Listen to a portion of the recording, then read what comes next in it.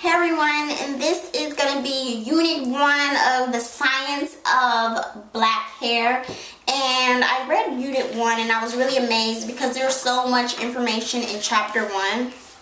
And this one is called, what does this say? Scalp and Hair Structure, Function and Characteristics. And the illustrations and photographs. I wouldn't call it illustration, but there are a lot of diagrams and photos. Now this is your hair, and it's close up. It's like a picture of some hair and how the structure is. So that's really good. I like that. Now this section, Chapter 1, is basically about your scalp and how to maintain your scalp and what a healthy scalp is supposed to be. And it also talks about the hair structure and functions of the different layers and things of that nature of your scalp and the hair itself and its characteristics and things like that. Now, again, I highlighted a lot of things that I thought were interesting to, briefly discuss, because I'm not going to go into great detail about each chapter, because if you own your own book, you can, of course, read that yourself. Now, the first kind of page was that it talked about her experiences when she first started, getting involved in hair care. And one of the sentences that really I thought were interesting, and that is on page 26 right here. She says, when I became interested in, this is actually the second paragraph too, so it says, when I became interested in learning what separated good hair care from bad hair care, my focus shifted from give me the products to a desire to understand what hair is so that I could bend it to my will.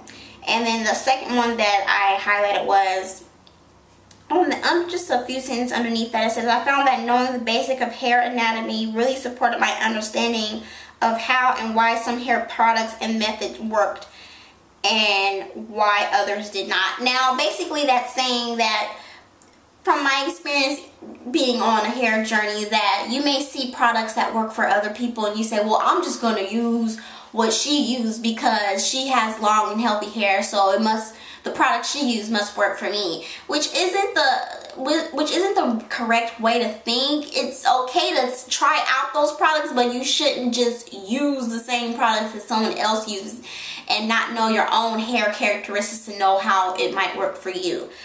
Because like I said, some products work for others that may not work for you. So it's better to understand how your hair is before you try out products just because Susie did and her hair is down her back and you want to do the same thing.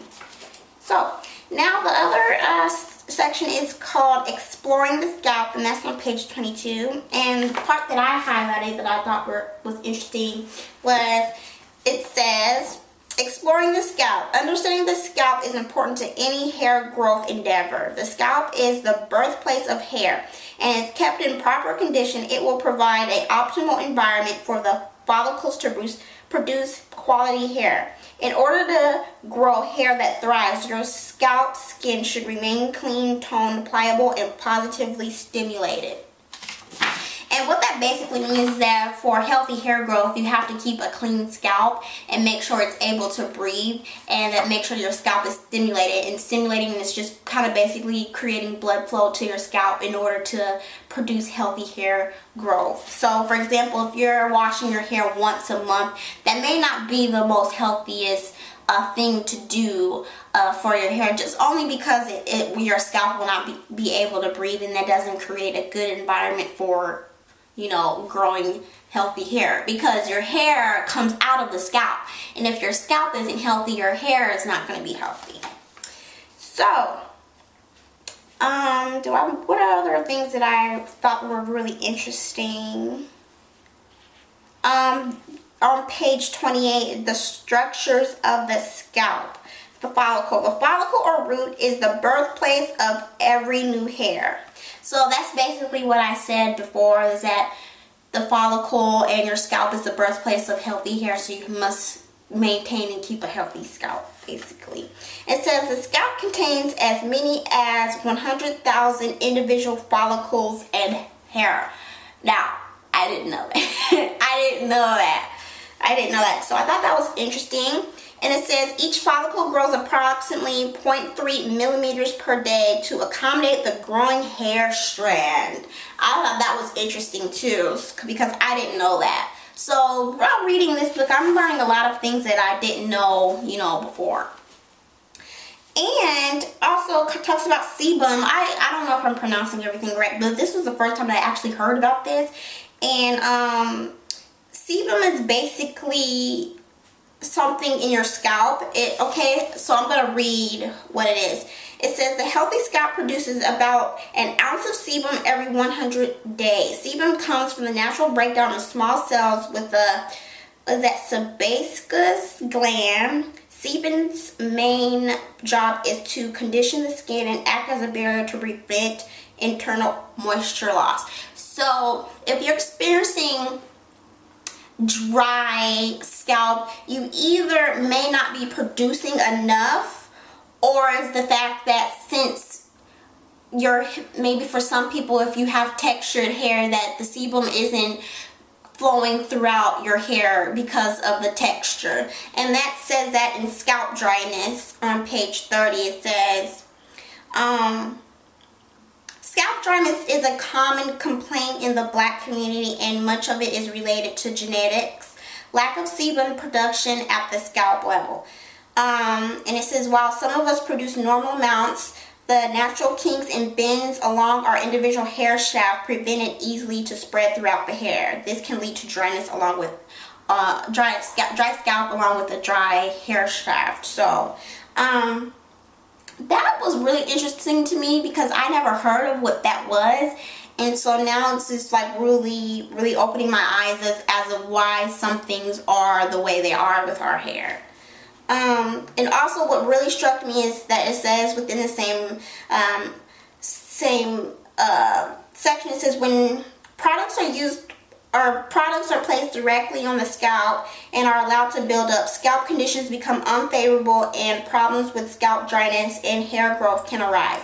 The scalp, like any other skin, needs to be able to breathe. Heavy oils, concoctions inhibit optimal functioning of the scalp by clogging the pores and creating an unhealthy environment for hair growth. For example, if you're using greases and things like that that have petroleum in it that won't let your hair able to breathe, that may be one of the issues why your scalp may be unhealthy or the way it's in the condition that it is.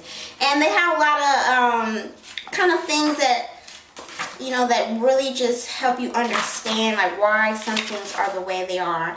Now, one of the biggest things that really struck home is that I even myself on my channel, some people say when I was younger my hair was long and it was thick and it was this and that. And there's a section in here that says mothers knows best. In the second paragraph it says, first and foremost, children should have extremely low manipulation hair regimens. They tend to not use harsh products and treatments such as hairsprays, colors, heat, and relaxers that become our mainstays in adulthood. Hair always thrives best in low manipulation environments regardless of products used. So that may be a reason why when you were younger your hair was full, it was long, it was thick, because as a child you're not doing all of those things that you do as, that you're doing when you're an adult. So that makes a lot of sense. And if you're experiencing dry scalp, which I thought was interesting, it says just to like replace your natural sebum, you can use jojoba oil or coconut oil on your scalp to help hydrate your scalp, and that would be a natural way to help your dry scalp versus using some greases or things that have petroleum in it. So I thought that was a really good tip because I myself even have jojoba oil and things like that. And it goes on to talk about the growth cycles. I really love that. And it says the average hair grows 1/4 to 1/2 inch per month.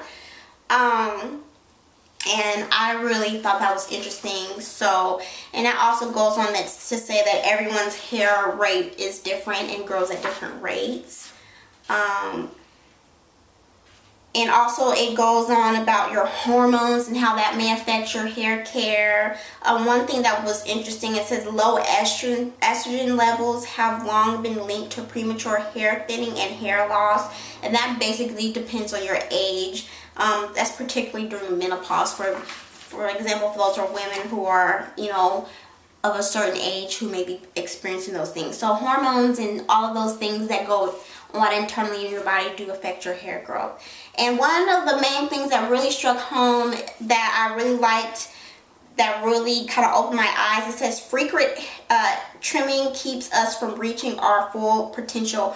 And that was a really good sentence, because some people may say, well, I get trims every 6 weeks, but they're not seeing any growth. It's only because for me, what I noticed is that if you're doing frequent trims, that will eliminate your visible growth and retention that you're seeing, because you're cutting off your progress every time you do that. So that's why even me myself, I get trims when needed, so I won't, you know, cut off my progress with routine trims. I just get them when needed, and that's mainly about every 6 months. So that was like a brief kind of overview of what this was about. This chapter 1 was about. I didn't want to go into great detail. I just wanted to share some of the points that I thought were really, really interesting. And if you've had some interesting points that you liked within chapter 1, feel free to put that down in the bottom bar as well, or feel free to ask any questions that you're interested about what I read, and I will answer those for you. So all additional information will be down in the bottom bar about this book. It's so informative. It's so much information, and everything within this book will help you with your hair growth, and it's going to be helping me. So I'm really happy about that. So thanks for watching, and I'll talk to you guys later.